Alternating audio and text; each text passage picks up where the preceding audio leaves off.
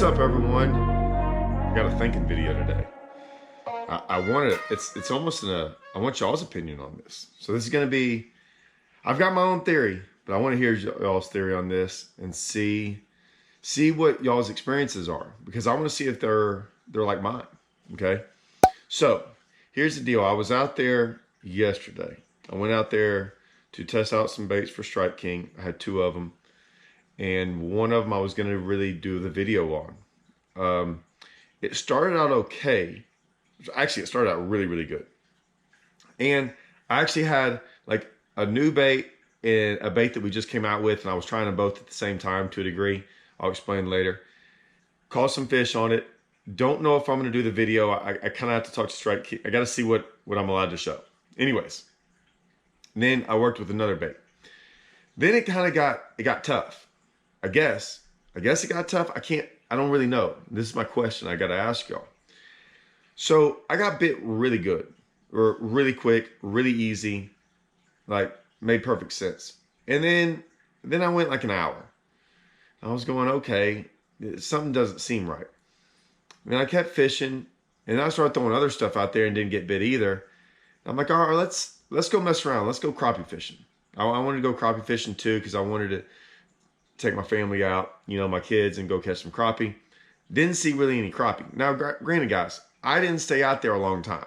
I'm trying to make everything happen within a couple hours, right? Sometimes I go to a lake that I know very well. So, I can get a good judgment of the lake.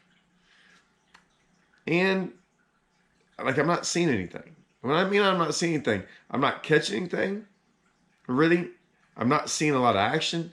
And then I was like, okay, like, with live scope, sometimes you kind of get an idea of bait and some other things. It doesn't mean you're always going to see fish, but you see stuff. Well, I'm not seeing anything there either. So I start working my way down the lake, and it doesn't get any better. So I pretty much called it a wash. Like, okay, but it's dead calm, guys. Dead calm, glass. Still should be a good fishing day. Like, it should be a good fishing day. As I'm leaving, I start isling, and I was messing with something, and I'm isling out in the middle of the lake on nothing. On a lake that I've fished for the last 20 years, and I'm like, what is that? What are those on the side imaging? It was just a ton of dots out there in the middle of nothing. I was going, oh. So I turn around, get my live scope out, because I wanted to, like, what am I seeing things on side imaging? Because, like, side imaging will fool you, especially on this lake. I don't see them on this lake on side imaging. Very rarely do I. I can't explain why. I just don't. I can, but I usually don't. So I'm out there, I'm looking around, and next thing I know, there's fish out there. There's a lot of them. Now, I only had about 30 to 45 minutes to fish. I threw a swim bait out there, caught 1 or 2. I'm like, oh, this is going to be easy. Then they were up on top, they were up on bottom, they were all around. I didn't have time enough. I didn't even bring all my rods, because I wasn't planning on doing any of this. And I started throwing a Ned rig out there and was catching them on every cast until I had to leave. So it got me thinking, right? This is what it got me thinking. When I first started fishing that lake, if you said, hey, it's going to be end of November, start of December, and you can go out there and just start throwing stuff, right, down the bank, I'd be like, yeah, what, 20 pounds, no problem. I'll catch 20 pounds 9 out of 10 days out there at the end of November, early December. No problem. I've done that in a long time. I'm not saying I haven't caught 20 pounds out there doing that. I don't think I can do that 9 out of 10 times as easy as I used to. I brought this up the other day when we did our live about the swim jig, and about how I had learned probably a different way to fish a swim jig years ago. Probably one of the first ones to ever do it, especially on Rayburn. And while everyone was guys were catching 30 a day on a trap, or 20 a day, I was catching like 70 a day on a swim jig.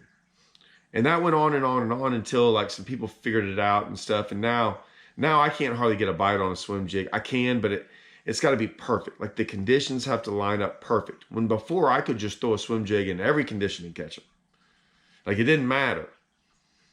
We've seen this over time, right? With the Alabama rig, where you could go throw an Alabama rig all year long and catch them. And now it's become more of a tool that it's still easier than most baits, but it's still like, it's going to perform better at times, right? When before, the first time it came out, it was just good all the time. As this is going along, the swim jig was the first bait that bothered me about this. It bothered me because I can still catch them on top waters. I can still catch them on a lot of things, but the swim jig was so good and like at its peak, and it has just gone downhill. Now, I catch fish on the swim jig all the time, guys. I throw it a lot. I'm saying it was so good, it didn't matter where I went with it at all the times I could catch fish on it. It's gone off. And you're going to be like, well, Todd, that's just a bait, getting hot and then falling off. You're right. But what bothered me was the fact that, like, I get in a couple years that bait would be good. And then it went to where you couldn't hardly catch a fish on it. And everyone's going to be like, pressure. Pressure. This is what I'm going to ask about is people, right? The pressure from people. I'm going, yeah, I get the pressure from people of throwing that bait, but every year there's new fish being born, right? Those fish haven't been caught by a swim jig. Why did 2-pounders become so hard to catch on it? Why did 14-inchers become so hard? Because they hadn't seen really a swim jig or been caught by one the year before. So there should be thousands upon thousands of hundreds of thousands of fish out there ready to eat a swim jig that don't. Like, it's like the whole class of all of them stopped biting it. That's kind of got me thinking, right? And a lot of the videos I do, in the tournament videos I do, I got a lot of questions about this. And once again, people are going to say, Todd, are you rambling? No, you just got to stick with all the points. So I'm throwing points out there, and I'm going to capture them all. Okay, I'm going to bring them all together. So bear with me. Talked about some pressure, the swim jig, all this different stuff.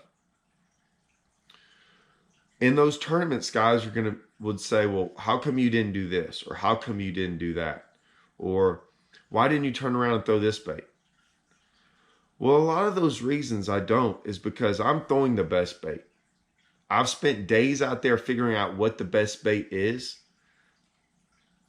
And I figured it out. And when I throw that bait and don't get bit, it's not because they're not biting that bait. I'd say 70, 80% of the time, it's not because they're not biting that bait. It's because they're not there. It's because they're physically not there to bite the bait. Now, I'm going to bring up this word. A controversial word. I'm going to bring it up. When I bring it up, guys, there's nothing crazy about the word. Just hear me out and just take it for what it is in this one instance. I don't want to hear about all these different things, but just for this one instant, guys, stay on track. Live scope, okay, regardless of whether you like it or don't like it or any of those things, it does one thing above all the rest. I don't care about catching fish or nothing. It shows you if a fish is there. Side imaging can fool you. It doesn't show suspended fish that well. Down imaging really doesn't show you what they are at times if they look weird. Live scope will show if a fish is there. That's all I'm going to say. What I'm learning is, not with live scope, but with all of it, fish aren't there. So when I was able to go catch all these fish, and all of us, right? All of us were able to catch fish. Think back of years ago, right? And you can pick any bait you want on any lake that you were fishing. And then about how, man, remember those for a couple of years I was catching them on that bait, or I was catching them up shallow, or I was catching them in the grass, or I was catching them off boat docks, and now it's not as good? Why is that? And at first I was going, okay, it's pressure from people. But I tournament fish, guys, and this is one of the first things you're going to have to do, is if you don't tournament fish, just trust me on the pressure deal. You're going to have to trust me on this comment. I've seen pressure from people on a lake on a weekend. Big deal. I've seen pressure from 250 guys fishing for 6 days straight on a body of water that can handle it. That's pressure. Okay. That will change fish. It will move fish. It will do some different things to fish. Now, with that being said, and guys, I'm not saying these are better fishermen, but you can get a lot of guys out there on the water that don't really know how to catch that many fish. When you put 250 guys from an open, man, a lot of those guys know how to get a bite and catch a fish. So that's a lot of pressure, a lot of bites getting, like, a lot of stuff from guys that are really out there knowing how to get a lot of bites. You know, not all of them, but some of them. My question is we say this. None of us really know. But are we moving these fish? Because when I went around and fished down the bank and did all these things the other day, it seemed like there wasn't any fish there. And there used to be fish there for years this time of year. They were always there. They're like, it was insane how many fish were up there. And why are they leaving? Like, I haven't had one of those phenomenal days in years. Caught some fish, had some decent days. And when I say a decent day, I'm talking catch 60, 70 fish on the bank and 40 of them were over 4 pounds. I know that's crazy. I'm just saying that's how good it used to be. Maybe those fish aren't there in the lake, but now I'm starting to wonder if those fish are even up there, much less in the lake. Maybe they're just not up there because where I found them, I've never seen them there before. Now, that doesn't mean that they haven't been there. I don't know. Maybe they've always been there as well, or get there at times, and I've just never seen them there. I don't know. But those two things are starting to bother me, because either I'm getting good at finding fish in places where they've never been, but why are they not showing up in places where they should be? And that's my issue. Are we doing that? Are all of us fishing? Is that pressure doing it? Or do I just need to take a step back and go, no, that's just nature doing its thing? I don't know. I'd like to hear y'all's thoughts on that. I know, like, and here's the bad part. None of us are probably going to be right about any of them. I usually have a good theory on things. I really do.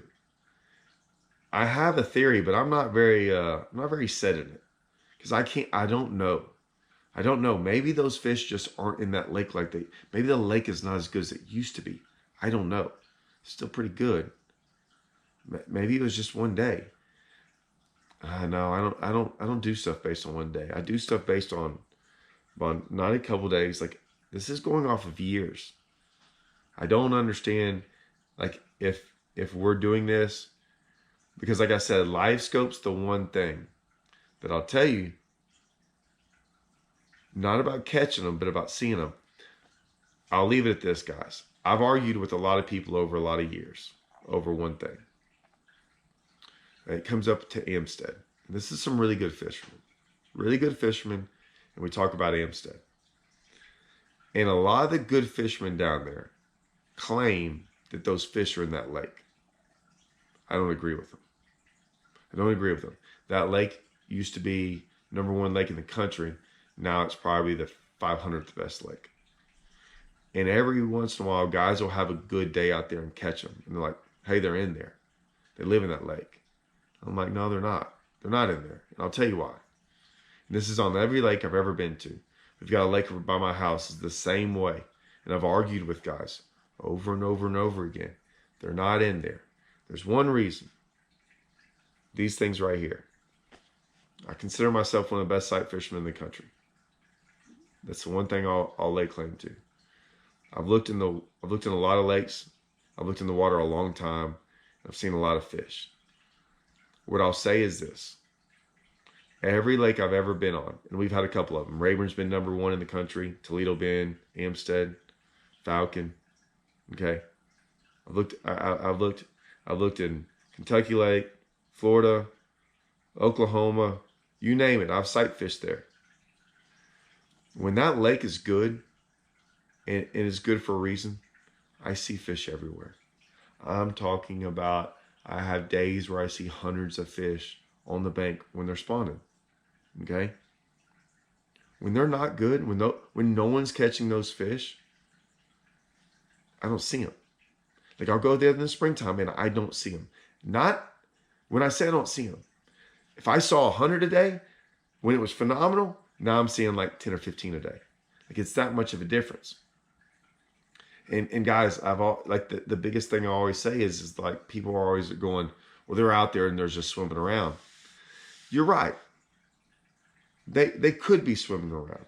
That doesn't make any sense because most guys figure out where to find those fish. And it's like when the lake is bad, they don't get found for like years, right? No one can find them. Well, because they're not there. And it's like the one thing, like you're like, hey, it's nature. They're going to find a way. Well, guess what? It's nature. And we all know one thing.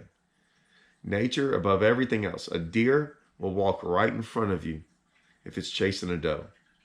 A bass will sit there 5 feet from you on a bed and look at you to protect its babies or to spawn. They're going to show up to do that.